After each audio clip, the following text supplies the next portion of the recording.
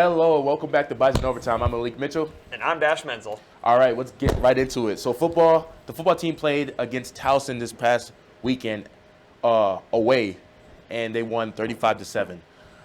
Now, I didn't get my prediction right. I predicted 42-6. I was 1 touchdown over and 1 point off. We set the tone early, though. On the fourth play, the offense scored a 67-yard passing touchdown to Chrissy Watson. You know, that got famous over multiple accounts on Instagram. You know, how did you feel about that? I mean, that really set the tone early, and we had talked about all season, we really wanted to see that deep ball because the only passes that had been completed so far this year were either ones behind the line of scrimmage or only a couple of yards beyond the line of scrimmage. So it was finally good, and we tried every single game, that deep ball down the middle to Watson. In the first game against Albany, Watson kind of alligator armed it on that one, and then the one against Valparaiso was a little overthrown. But then finally, third time was the charm. They finally got it to work against Towson, and that really set the tone for this offense the entire game. Right. Also, I would like to mention quick, before you tried to overstep it there, I predicted the score perfectly for last week's game. 35-7, I nailed it. I should go get myself a lottery ticket. Yeah, I feel lucky. Yeah, go buy some cards, see if you win. But like you said, he's been really trying to get Christian Watson those touches. Like the Valparaiso game, it just missed him. Bobbled it, and it was like right there too on his hands. But let's talk about the throw though. Chrissy Patterson just lets it fly. It just looked effortless. He stepped back, floated it, and caught him on the run, like still running. That's what NFL scouts look for. If you can get someone a perfect spiral and have your receiver still running after he catches it. You think that will raise some looks? Oh, absolutely, yeah. It was a thing of beauty to see him be able to stand back there in the pocket. When he has no pressure, he can work his magic. When there's no pressure at all, he was able to stand back there, bide his time, and just throw that ball perfectly. And yeah, I haven't seen a run and stride throw like that since a guy named Trey Lance was our quarterback a few years ago. Remind you? Okay, so Chrissy Patterson completed 6 passes at 11 attempts for 165 yards and 1 passing touchdown, and he threw his first interception, though. So that play, it looked like a broken play. So basically, they're at the 5, and he snapped the ball, and he looked like he was about to run, but stopped and did a jump pass. But the linebacker, unfortunately, intercepted it. What did you think about that play? Yeah, I mean, I didn't... and I don't blame the coaches for trying different play calls. I mean, it doesn't hurt to try that every now and again. But that was one maybe on Quincy where he should have, instead of throwing the jump pass, maybe pumped it and then tried to run it himself. Because, they can do that with those kind of plays. They can audible out of the pass play and just run it up the middle themselves if they see the pass is not there. And, that was that and one other thing with Quincy's game. I mean, Quincy had some great passes in that game, but one problem he seemed to have last week, which was kind of strange, he could not get out of the pocket. Every time it seemed like, especially in the end of the first half there, he got sacked twice because it seemed like he just got stuck in the pocket. He could not get out of it, and he had lanes to roll out of the pocket to do so, which we've seen him do before. Yep. So it was strange to not see him do it in the game last weekend. Yeah, and then he also rushed for a touchdown in the red zone in the second quarter. So what are some of the running back stats? So some of the running back stats, Dom Ganella had the most rushing yards for 94 yards. And, he had that one big burst when we were pinned back at the 4 after our defense made a stop, and he ran it all the way up to the 47-yard line. Tamerick Williams had 6 rushes for 79 yards. He's really been coming onto the scene. He's had a lot of good, 15-yard rushes. Now, he's not a guy like I know you said before. He's not a guy who can get through the last tackler. Yeah. But that's not really what he's for. He's for that good, hard-nosed 8 yards that you need. Jalen Bussey also had 8 rushes for 50 yards as well, and he got a touchdown as well. Yeah, NDSU rushed for that game 328 yards with an average of 7.1 per carry. That is crazy. And like you said, Tamerick Williams, we didn't think he was going to get that much touches because we had like 3 lineups. We had Dominic Ganella, Kobe Johnson, and Jalen Bussey. But I guess they are rotating all the running backs. How do you feel about that? Do you think that's going to be like a problem, or are they just saving the running back, so if one gets they all get equal playing time, so less chances of them getting hurt? Well, I don't think it should be a problem. I mean, I think if that's a problem, that's a good problem to have too many running backs. And it depends on probably each game. They probably have certain running backs Bussey is more for speed, and then you got guys like Lukey or Ganella or Williams who are more for power. And depending on the defenses they play, they might play more running backs one running back over the other based on if they need speed or power in the running game, or what kind of running game, if they want to go up the middle or around the edges as well. That could be a factor as well. Yeah, as for receiving, Christian Watson had 79 yards, receiving yards for 1 touchdown, and Hunter Luki had 1 reception for 44 yards. You know, Hunter Luki has hands. Yes. He's not just a power running back. He can catch the ball. It's really interesting how much we've been utilizing him in different parts. You know, last year originally when he was a freshman here at NDSU, or his first year of play back in 2019, he was used just as a fullback primarily there. And then last spring, we used him as a halfback most of the time due to injuries and people leaving at the halfback position. Now he's back at fullback. But we've also seen him line up as the halfback again, as well as a wingback or a tight end as well. And I've also seen him line up wide on a few plays as well. Now, that one big pass play he was lined up as a wingback over on the left side of the line. But, yeah, it's crazy to see how much we've been able to utilize him in the run and the pass as well. Yeah, he's very versatile, and Coach Entz was not kidding when he said he's going to be a big part of the offense and different pieces on the offense. So as for the defensive side, we shut out Townsend for 3 quarters, and we held Townsend to 2 out of 14 third downs, which is crazy. Jackson Hankey had the team high with 8 tackles. Jasir Cox had 6, and Nick Kubitz had 5 tackles. The defense also had 4 sacks. Braden Thomas, he had one of those, and that also resulted in a safety just before the end of the first half. Will Mostert had 2 sacks, and then Courtney Eubanks had the other one for the team. Yep, so the football team is now 3-0. This weekend they have a bye, so they get the rest up. Their next game is away at our rival school, UND, October 2nd at 2 p.m. The good old battle for the nickel trophy. Well, it used to be, but I wish they bring that back. Yeah, I know. This will be the Missouri Valley Football Conference opener. UND is 2-1.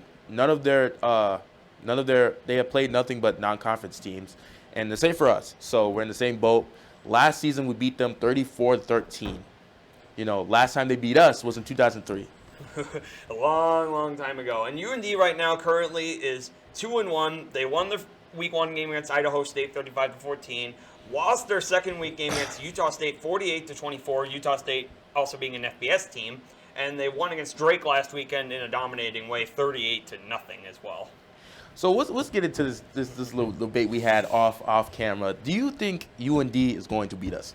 I don't necessarily think they're going to win, but I can't rule them out either. It is a conference game. It is a road conference game, nonetheless. And, you know, even as dominating as, you know, like you said, 2003 was the last time they beat us, they're always going to be looking to beat us. Every single year, they're probably circling this game to say, we need to win this game. And UND has been very good at times this year. They have had dominating performances. Their quarterback has thrown up a lot of yards in games, and their running backs have been very good as well. But I think their glaring flaw is currently they seem to be very inconsistent. Like, there are times where they look very dominant. Like last week, they had 225-yard rushers, and their defense only held Drake to 86 yards passing and rushing, 86 yards for both of them. But then there's other games like Utah State where their defense gave up 390 passing yards, which is not good. I mean, in that Utah State game even, they started out the game leading 21-7 at the end of the first. And, you know, you start to think, oh, boy, like this team could be very dangerous this year. And unfortunately, they only scored 3 points and gave up 41. And that was my point. That was my point. Their defense is inconsistent. Our defense is built to kill the run game off the rip. We're built to kill the run game. Like against Valparaiso, we let them cross our 40-yard line only 3 times. So if they want to have a chance to beat us, they can't be inconsistent. They have to bring it their all. We have linebackers like Jackson Hankey, James Kazor, Jasir Cox, and D linemen like Braden Thomas in the trenches. So we are solid on the run game. And if you try to pass it, we have Courtney Eubanks, Jalen Price on the other side, and Dawson Weber over top. And we're not even going to mention the strong Michael Tutsy at strong, which is a crazy mix. So I think the secondary is a scary sight. That's why I think we're going to beat them on the defensive side. On the offensive side, you already know what we have. We got Chrissy Patterson, we got Dominic Canella, and we got Christian Watson. That's why I think they're not even going to touch us this game. But you also have to remember, last year, they also kind of had a similar inconsistency. They lost certain games where you think they'd won. But I have to circle one game on the calendar from back in the spring. The game they played against South Dakota State. They beat them 27-7, and as we remember, South Dakota State went to the national championship game last year. That was our only regular season loss, was against UND.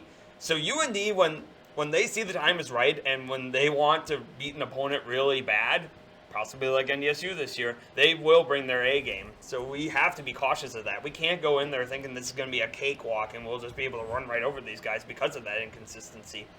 We have to bring our best as well, or otherwise they could give us a nasty surprise to start our conference play this year. Okay, since there's no cakewalk, as you say, what is your predictions? I predict it's probably going to be 28-14. I think our offense will start off a little bit sluggish, unfortunately, against them. What? Yeah, I mean, I don't know. Conference play is never easy, and I mean, we see that every year, whereas, the first conference game, it's not going to be easy, no matter who you face, because those guys know you better than anyone else. They study your film, they know where your weaknesses are. I think they'll start out a little bit sluggish, but after the first quarter, I think they start to get the rhythm back with the run game, and then play-action passes will win them the game. I think the defense is going to have their first big test of the year against the UND, because like I said, they have multiple running backs who have 100-yard rushing games this year. Now, they do have a starter, but he might not be able to play because he may be injured, but two of their backups last week got over 100 rushing yards, so that could be a threat to our really good rush defense. So we'll have to see how really good they are. And then as for passing, that has been the one a little bit of a struggle for our defense this year is pass coverage. If, at times there's been times where there's been open gaps in the secondary against certain teams. And their quarterback has some games where he's been really good. He had one game where he threw 345 passing yards, and that was against Utah State, an FBS defense. So we'll have to see how they do against us there. I think we'll give up a couple of touchdowns, but at the end of the day, our defense is going to hunker down, and we're going to win this game 28-14. Okay, there's something I do agree with you there. They're in our conference, so they know us. They study the film all the time. They know how we play. But at the end of the day, you still have to play the game. You still have to put the pieces together. You still got to, put in your shoes just like we do. I think I'm not thinking it's going to be a cakewalk, but I also think it's not going to be like a hard game for us. I think we can dominate. I think we can find a way to dominate them, if not in the later half of the game. But my prediction is 34-14. So you're saying it's basically like years past almost, because last year was 34-13. Yep, I'm thinking it's 34-14. And like you said, their leading rusher didn't play last game. So you think he's going to come back for this game? Otis Weah, you think he's going to come back? If he doesn't come back, that's a big part of the offense. He's got 2 weeks, so Yeah. I mean, he's got some time to recover. He does have 2 weeks to come back, but if he doesn't play, that's going to be it. See, that's going to be a big Like I told tease. you, though, they had 2 backups. They had one of the guys who got that 123 rushing yards with a 4-stringer to start the season. So, I mean, it seems like they go through running backs kind of like we do, where any running back can get over 100 yards on the day. And maybe that's just a testament to their offensive line, kind of like NDSU. I think our offensive line is a really good reason why our running backs are so good every year in and year out. Yeah, so, okay, we'll have to tune into that game and see what happens. When we come back, we'll dive into soccer and volleyball. There are so many great things to experience at NDSU. It's hard to pick one, but my favorite is the people. They make it such a warm place. The Bison aren't just across the country, they're across the globe. It's the perfect distance from home. The faculty are our biggest cheerleaders. Hands-on research experience. The affordable tuition. All the opportunities to stay active on campus. Real-world learning experiences. Once I got on campus, it felt like home.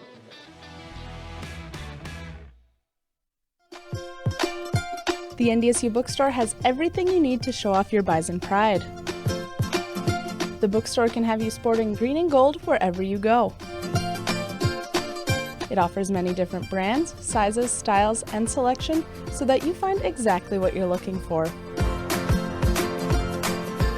Shop the NDSU bookstore and show your spirit today.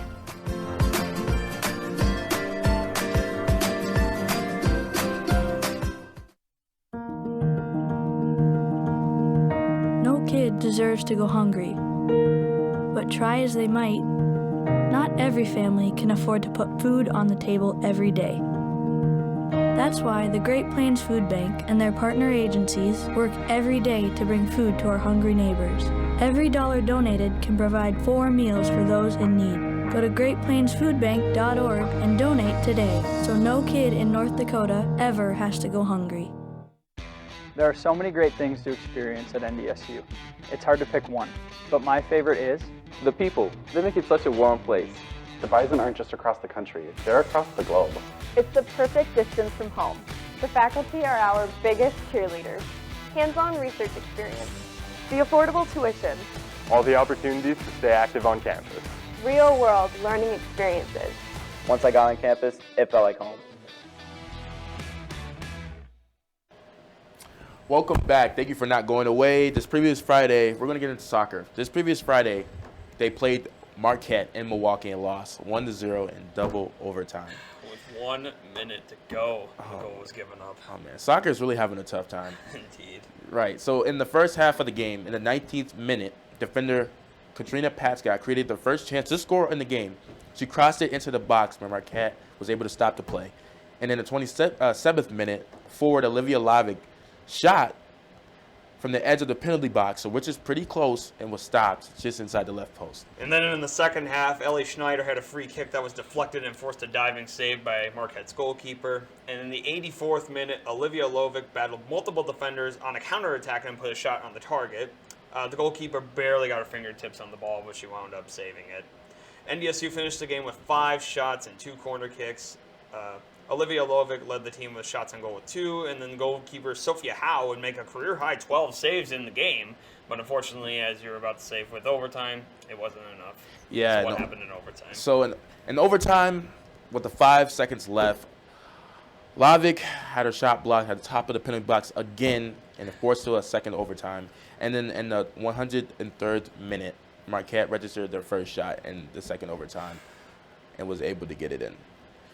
It's unfortunate that we let it a game winner in such a amount of time. It really is. I mean, the way this year has started as compared to last year is a lot different. Last year we started off the season great with non-conference play. I believe we won 5 of our first 6, and then the rest of the season didn't go so well. This year, it's starting to seem like the opposite. We really have not had a good year to start. We have, through the first 7 games, we have only scored 2 goals through the first 7 games, and we've given up 16.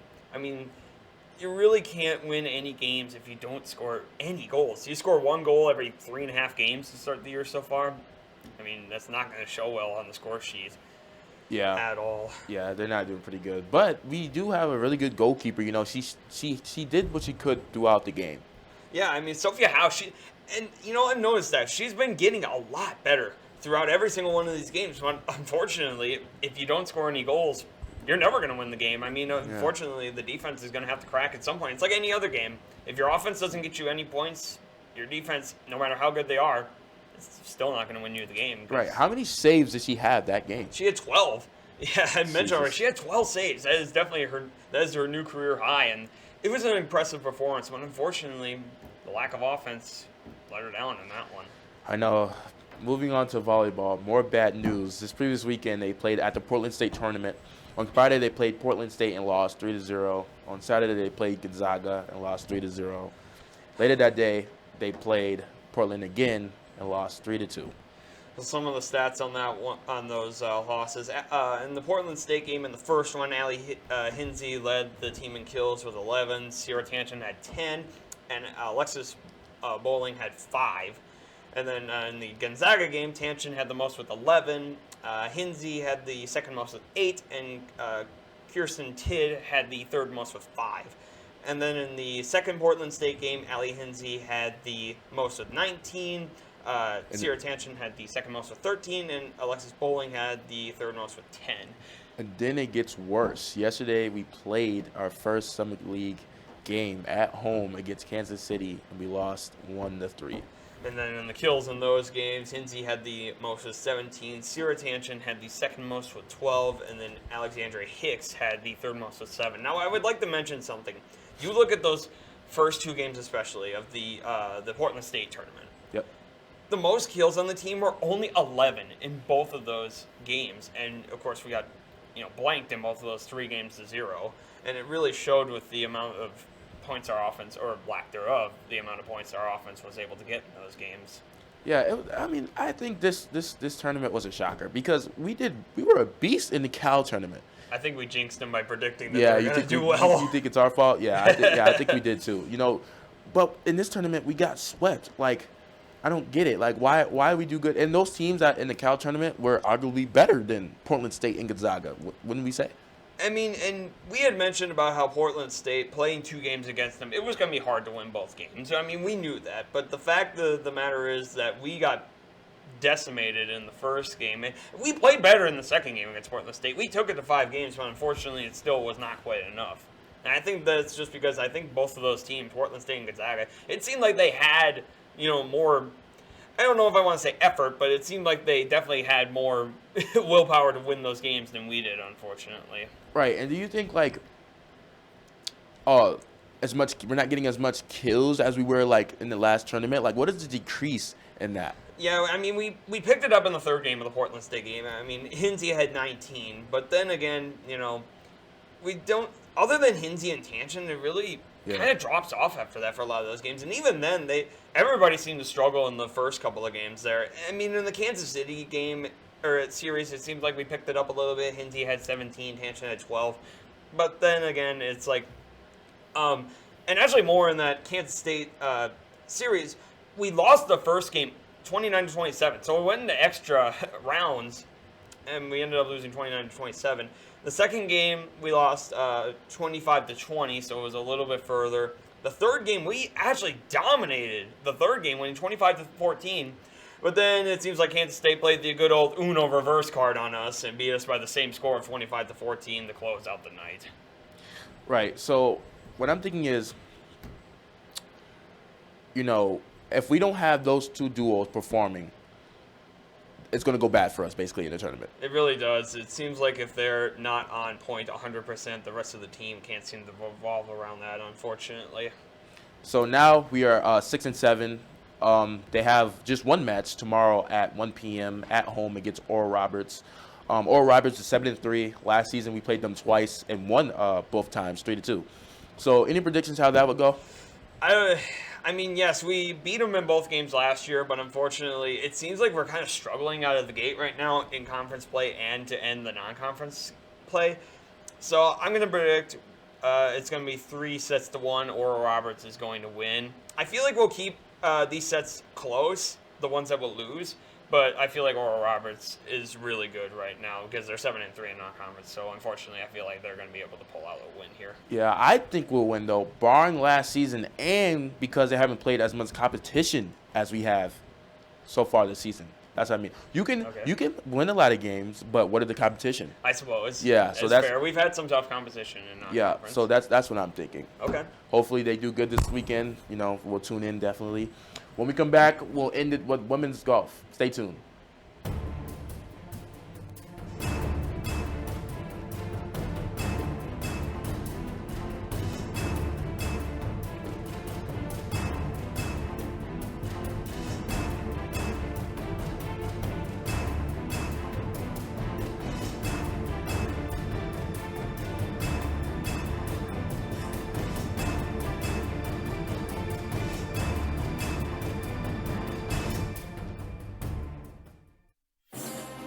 Founded in 1985, the Missouri Valley Football Conference has established a tradition of FCS football excellence. Competing at the highest level of NCAA Division I, student athletes at its 10 institutions demonstrate character, passion, and integrity as they grow as a student, an athlete, and a citizen. The Missouri Valley Football Conference, where leaders are shaped and champions are forged.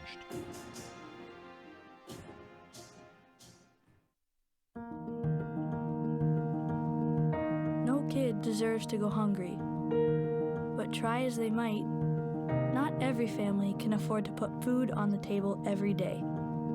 That's why the Great Plains Food Bank and their partner agencies work every day to bring food to our hungry neighbors. Every dollar donated can provide 4 meals for those in need. Go to greatplainsfoodbank.org and donate today so no kid in North Dakota ever has to go hungry.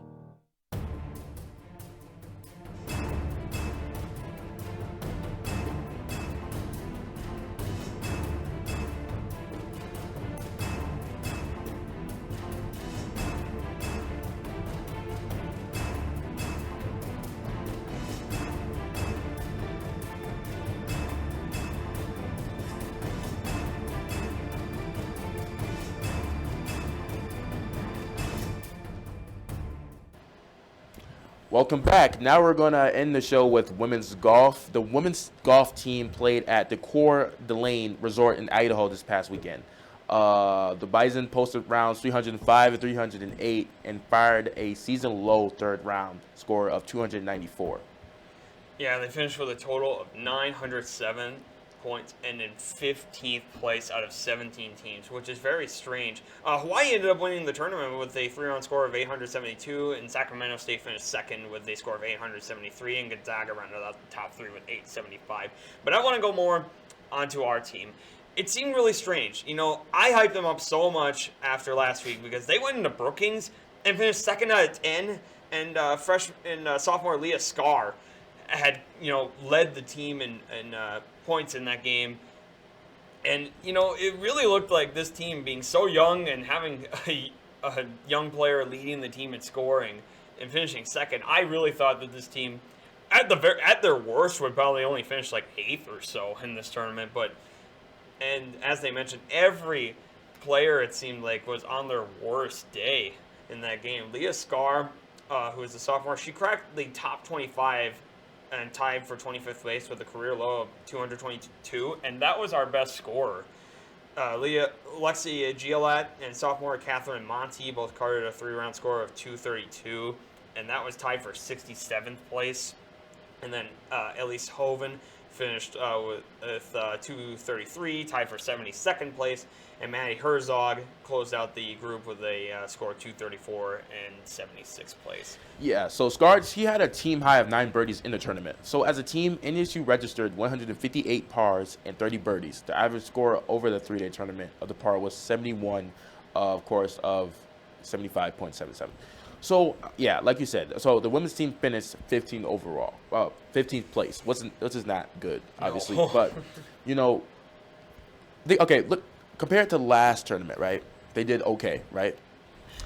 I mean, you can look at it on the upside, I guess. It's like every team has their bad day. Yeah, and I guess on the bright side, at least everybody decided to have their bad day on the same day. So it's like not like scattered about throughout the season. Yeah, so that's what I was getting to. So, they can have bad tournaments. They can't always be okay or have a good tournament. And plus, these teams were kind of hard. So we got to put that in perspective. And do you think our team is just too young? Because I know in golf, men's golf, we have young players, but they're good. Yeah. Do you think our team needs some leadership in a way? I mean, we have senior Lexi Giolat, who's been up there in the top 3 consistently in scoring. But yeah, then after her, it's a lot of sophomores and freshmen, like Lexi Scarr and Catherine Monty are both sophomores who also are up there all the time. And yeah, maybe it is just the lack of leadership. It's hard when you only have, one senior up towards the front all the time. But I mean, at the same time, you got to look at the positives and the fact that you have a young team that gets a lot of experience, in their young years. So that way, when they get older, they can get a lot better. And we've seen the positives already from this young team this year. The fact that they got 2nd out of 10 at the Brookings tournament, there's definitely some positives to look upon for this team. Yeah, so NDSU returns to action at the Stampede at Creek at Indian Creek Golf Course in Omaha, Nebraska. So that tournament is from October 4th to the 5th.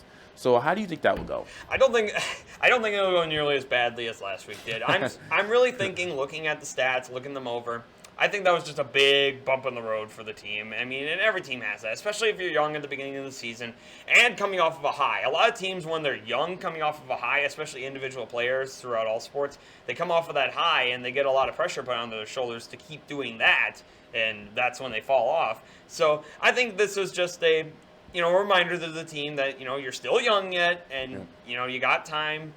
Not every week's going to be like how that first week was, so you just take your lumps and you can repair from that. So I think they'll finish not up towards the top like they did in week 1, but I think they'll be mid-tier. I think they'll finish in the middle of the tournament. I think it'll be like top 8. What do you think? 8? Top 8? Yeah, probably around top 8. I'd say probably 5th through 8 would be 5th through 8 where they would end up going. Yeah, so we'll definitely wish them luck. Thank you for tuning in to another episode of Bison Overtime. Make sure to catch us next Friday at 11:30 for another good episode. Go Bison.